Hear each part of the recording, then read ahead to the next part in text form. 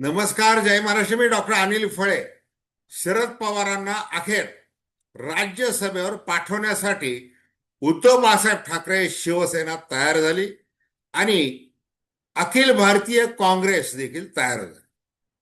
आता शरद पवार यांनी सुरुवातीपासून जो डाव टाकला होता, हे आवर्जून ऐका. त्यांनी जो डाव टाकला होता, एकाच वारामध्ये अनेकांना जखमा करायच्या. मुख्यमंत्री देवेंद्र फडणवीस यांच्यासह जे तटकरे, पटेल हे जे थुई थुई नाचायला लागले की बघा आम्ही कसा धडा शिकवलाय आणि राष्ट्रवादी काँग्रेस कशी मजबूतपणे उभी करण्यासाठी आम्ही कसे पुढे आलेलो आहोत. हे बघा, राज्यसभेची उमेदवारी हा शरद पवारांसाठी खूप प्रतिष्ठेचा प्रश्न नव्हताच.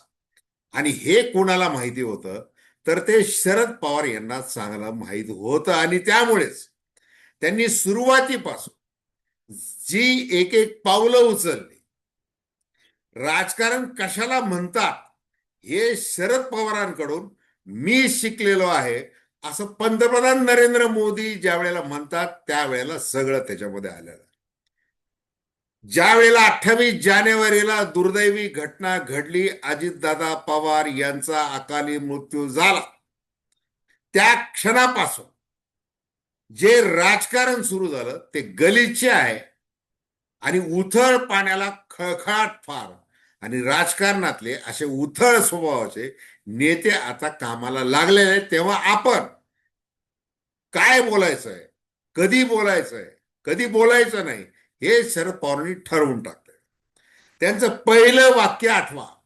बारामतीमध्ये ज्या वेळेला सुनेत्राताई पवार ह्या उपमुख्यमंत्री म्हणून शपथ घेणार त्यावेळेला शरद पवारांनी सांगितलं की तटकरे आणि पटेल यांनी त्यांच्या पक्षाचा निर्णय घेतलेला आणि सुनेत्राताईंना संधी मिळते तर तो आनंदच आहे, हे ते वाक्य.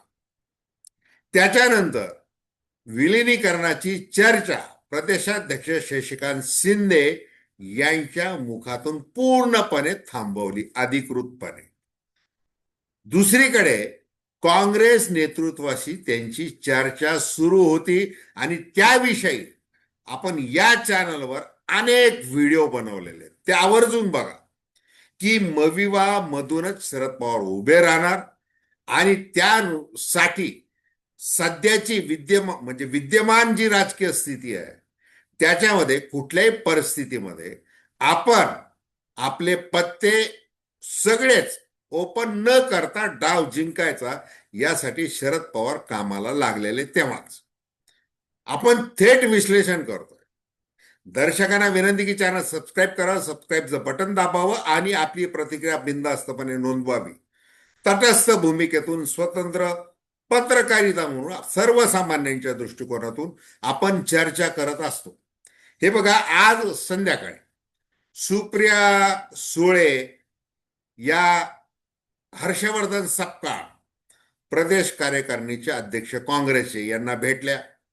त्यांनी चर्चा केली, पत्रकार परिषद घेतली आणि घोषित करून टाकलं.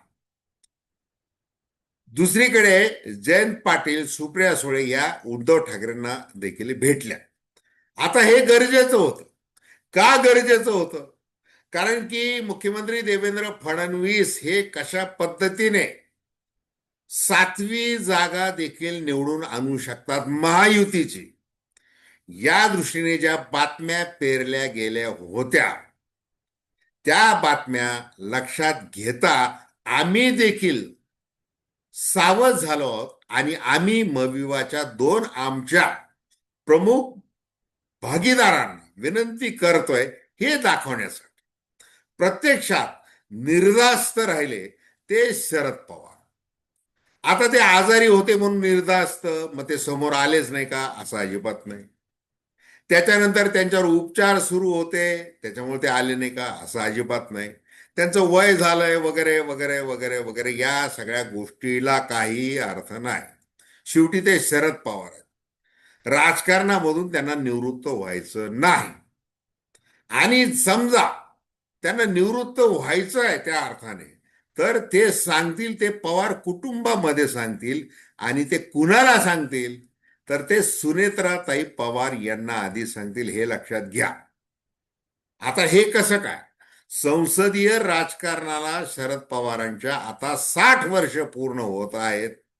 त्यामुळे जाहीरपणे सुनेत्राताई पवार यांनी त्यांना शुभेच्छा दिल्या होत्या, हे लक्षात घ्या.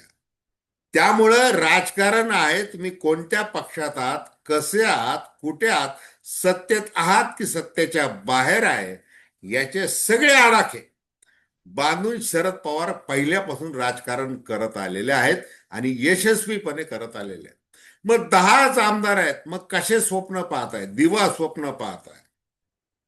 हे सगळं, ही टीका ही होणार होती, होणार आहे, हे लक्षात घेऊन शरद पवारांनी बरोबर आपली पावलं टाकली. मग त्यासाठी पहिल्यांदा त्यांनी काय केलं? त्यांनी अनेक गोष्टी केल्या. म्हणजे मुख्यतः हा घातपात नाही, हा अपघात आहे असं त्यांचं वक्तव्य, स्टेट्समन म्हणून आणि सगळ्या गर्दीला रोखणं, हिंसाचार होऊ नये म्हणून.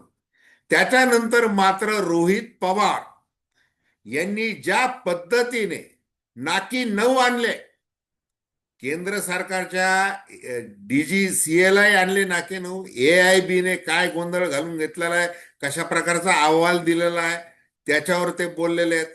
SR कंपनीबद्दल बोललेले आहेत. भरपूर त्यांचे मुद्दे आता सर्वांना माहिती झालेले.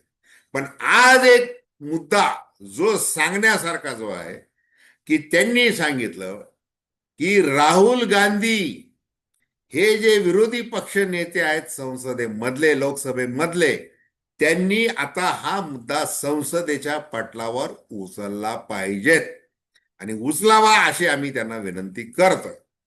मागच्या वेळेला त्यांनी सांगितले की भारतीय जनता पार्टीचे जे लोकप्रतिनिधी आहेत ते काही हे मुद्दा उचलणार नाही आणि आम्हाला त्यांच्याकडून अपेक्षा नाही. का नाही याचा देखील त्यांनी सविस्तरपणे खुलासा केला. त्यामुळं हे जे काही शरद पवार बोलले ते रोहित पवार यांच्या माध्यमातून बोलले, हे लक्षात घ्या. तसं म्हणायला काहीच हरकत नाही. कारण एकूण जी काही परिस्थिती आहे, एक करता सवरता पवार कुटुंबामधला एक दणकेबाज असा दादा ज्या वेळेला अकाली निघून जातो, ते दुःख पचवण्याच्या पलीकडचं आणि महाराष्ट्राच्या दृष्टीने मोठी हानी. हे सगळं लक्षात घेता आपल्याला राजकारण करायचं नाही, हे सांगणं गरजेचं होतं रोहित पवार यांना आणि शरद पवार यांना सुद्धा.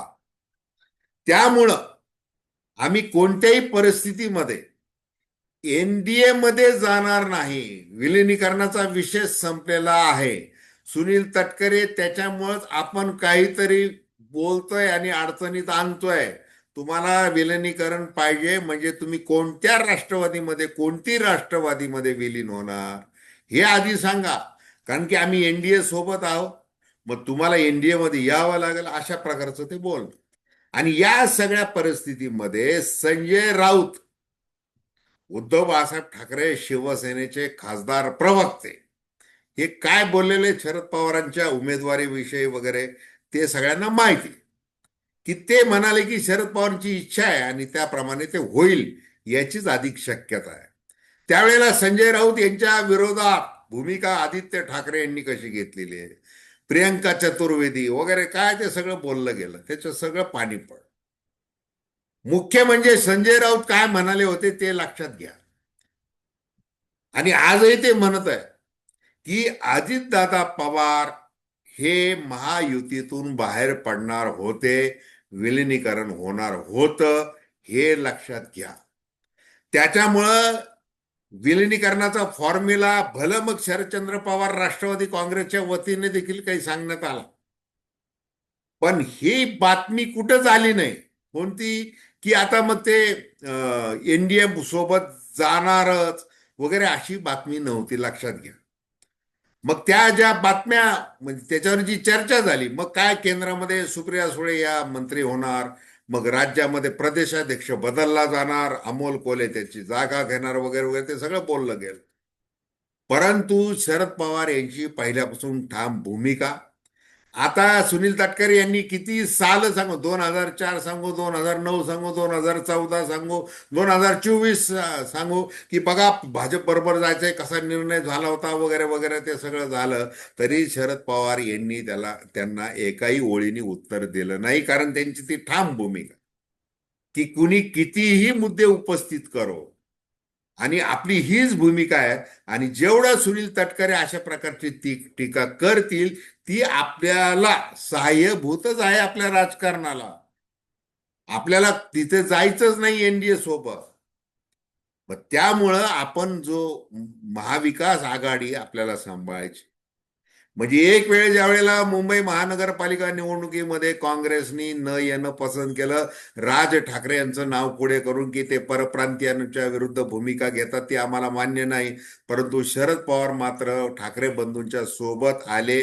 मुंबईला त्यांनी महानगरपालिका निवडणूक लढवली. आणि दुसरं अत्यंत महत्वाचं म्हणजे त्यांनी एक विधान केलं होतं, स्थानिक स्वराज्य संस्थांच्या निवडणुकांमध्ये युती करा, आघाडी करा, भारतीय जनता पार्टी सोडून कुणाबरोबरही युती करा, असं हे त्यांचं वाट. मग आता अजितदादा पवार यांच्याशी त्यांचं बोलणं झालेलं आहे. काय बोलणं झालेलं आहे?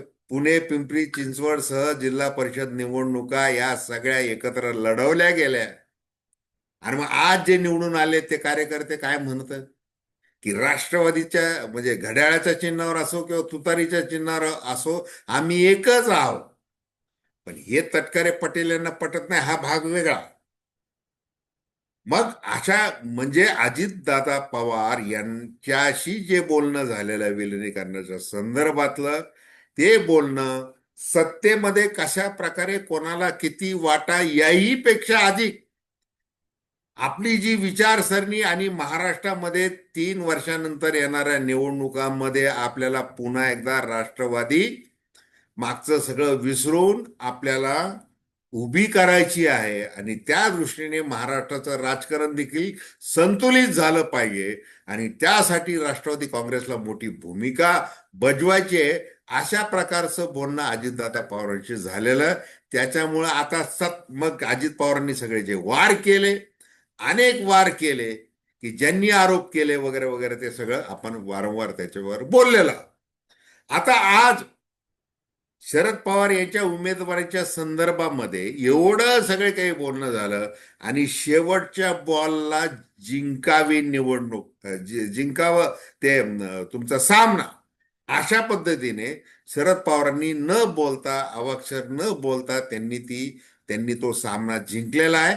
आणि ते आता राज्यसभेवर जाणार आहेत, हे निश्चित आहे. आणि ते फडणवीस काय करणार, मग ते शरद पवारांना कसं मदत करणार, सातवा किंवा त्यांनी नाही उमेदवारी स्वीकारली अपक्ष म्हणून, तर काय करणार, ते कसं करणार वगैरे काय. मग हे शरद पवारांनी या सगळ्या मविवाच्या यांच्या नेत्याप्रमाणे बाकीच्यांपर्यंत तो सगळा निरोप पोहोचवलेला की मी तर काही उभा राहणारच नव्हतो. परंतु ज्या पद्धतीने हे सगळे काही बोललं गेलेलं आहे, चाललेलं आहे, आणि त्याच्यात जर पराभव झाला तर करणार काय, असा प्रश्न आहे. त्याच्यामुळं आपल्याला कोणत्याही परिस्थितीमध्ये आपल्याला एक संघ राहावं लागणार आहे. आणि मग जो काही घोळ आपण विधानसभा निवडणूक मधल्या काळामध्ये जो काही घातलेला आहे, आता इतकी हानी झाल्यानंतर तरी आपण सुधारणा केली पाहिजे, हा मेसेज दिला. आता सगळ्यात महत्वाचं बघा जाता जाता, की राज्यसभेमध्ये आता मल्लिकार्जुन खरगे हे जे विरोधी पक्ष नेते आहेत, काँग्रेसचे अध्यक्ष आहेत अखिल भारतीय, आणि त्यांचं पद धोक्यात, येत्या जूनमध्ये ते निवृत्त होणार. आणि मग तिथं जे संख्याबळ लागतं 10% तरी राज्यसभेचे सदस्य असल्याशिवाय विरोधी पक्ष नेते पण मिळत नाही, जसं इकडे भास्कर जाधवांचं आता लटकलेलं आहे. ते कारण. मग त्याच्यामुळं चेनी थल्ला जे प्रभारी आहेत काँग्रेसचे, ते म्हणाले की आमचं तिकडचा विचार करा, आणि उद्धव ठाकरे यांनी विधान परिषदेवर जावं आणि आमचा 1,000 इथून राज्यसभेवर पाठवा, असं, जेणेकरून विरोधी पक्ष नेते पद जे आहे ते टिकेल, असं त्यांची इच्छा. आता त्याही स्थितीमध्ये ज्या वेळेला शरद पवार हायकमांडला सांगतात काँग्रेसच्या, आणि हायकमांड विजय वडेट्टीवार, सपकाळ यांना फोन करून सांगतात आता बाकीचे वक्तव्य बंद करा आणि शरद पवारांना बिनशर्त पाठिंबा द्या, त्यांची उमेदवारी स्वीकारा आणि त्यांना निवडून आणा. हा निरोप बरंच काही सांगू जात आहे, एवढंच. तर धन्यवाद. हा व्हिडिओ आपल्याला आवडला असेल अवश्य शेअर करा, सबस्क्राईब करा आणि आपली प्रतिक्रिया बिनधास्तपणे नोंदवा. धन्यवाद.